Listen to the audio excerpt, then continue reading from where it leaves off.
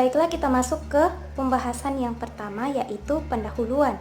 Di sini dijelaskan bahwa makanan diperlukan untuk kehidupan karena makanan merupakan salah satu kebutuhan pokok bagi kehidupan manusia.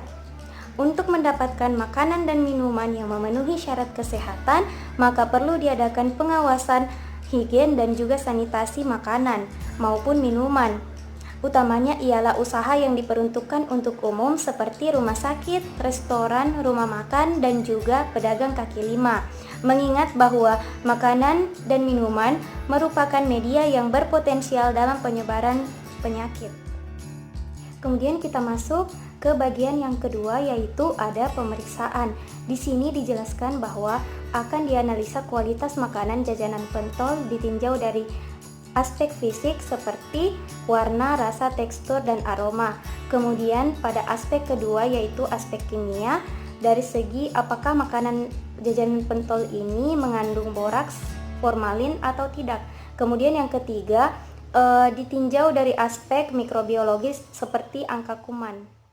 Di sini dijelaskan bahwa dari tabel yang bisa kita lihat berdasarkan hasil pemeriksaan organoleptik atau secara fisik dari antara 3 sampel didapatkan hasil rata-rata, yaitu kenampakannya berwarna putih pucat, keabu-abuan dengan aroma bau daging dan pati, kemudian teksturnya kenyal dan kasar serta rasa gurih daging dan asin.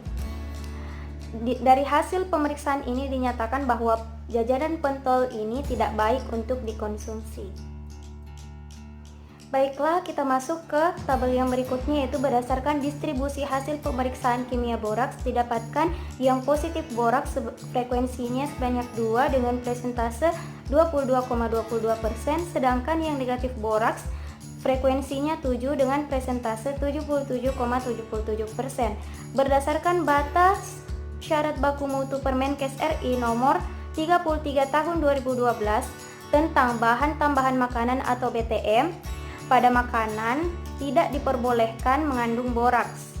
Mengkonsumsi makanan berboraks dalam jumlah yang berlebihan bisa menyebabkan gangguan otak, hati, dan juga ginjal. Baiklah, kita masuk ke tabel yang berikutnya, yaitu tabel distribusi hasil pemeriksaan formalin. Di sini kita bisa melihat bahwa yang positif formalin itu frekuensinya 0. Itu artinya 9 sampel tersebut tidak mengandung formalin sama sekali. Berdasarkan Permenkes RI nomor 33 tahun 2012 tentang BTM, pada makanan jajanan tidak diperbolehkan untuk mengandung formalin.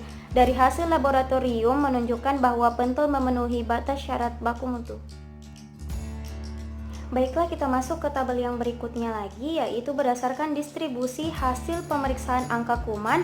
Di sini kita bisa melihat bahwa angka kuman yang memenuhi syarat yaitu frekuensinya sebanyak 4 dengan presentase 44,44%, sedangkan yang angka kuman yang tidak memenuhi syarat yaitu sebanyak 5 dengan presentase 55,55%. Berdasarkan surat keputusan Kepala POM RI tahun 2009 tentang penetapan batas cemaran mikroba dan kimia dalam makanan, yaitu sebanyak 100.000 koloni per gram. Artinya di antara 9 sampel ada 5 yang melebihi batas cemaran mikroba atau kimia pada makanan.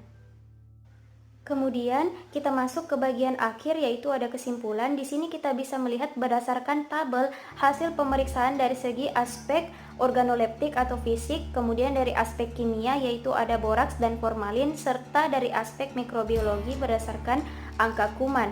Di sini kita bisa melihat kualitas jajanan pentol yang dijual oleh pedagang keliling di SDN Banjarejo 2, Kecamatan Panekan, Kabupaten Magetan, bahwa dari segi aspek fisik tidak memenuhi syarat, sedangkan berdasarkan aspek kimia yaitu berdasarkan uji boraks dan formalin sama-sama memenuhi syarat, sedangkan berdasarkan aspek mikrobiologi atau uji angka kuman sama sekali tidak memenuhi syarat. Artinya kualitas jajanan pentol yang dijual oleh pedagang keliling di SDN Banjarejo 2 sama sekali tidak memenuhi syarat dari segi fisik dan juga dari segi angka kuman.